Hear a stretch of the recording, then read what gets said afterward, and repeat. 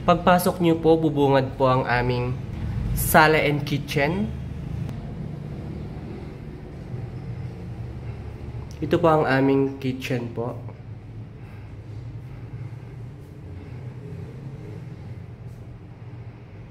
Ito naman po ang salas namin. Dito naman sa area nakalagay ang CR.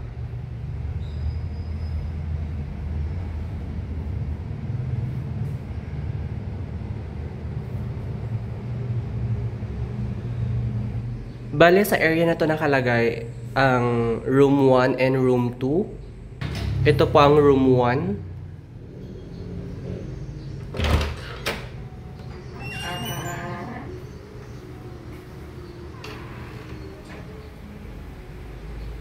Ito po pala yung storage box kung saan nakalagay ang pillowcase, pillow, bedsheet, blanket.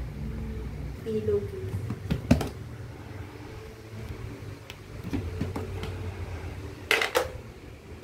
Ito po ang blanket po, bedsheet, and dalawang pillow. Ayun po yung isa. Ito naman po ang room 2.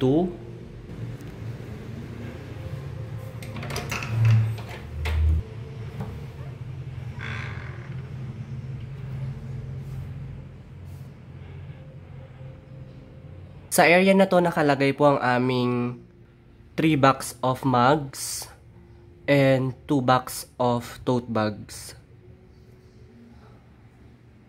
Yun lamang po. Thank you.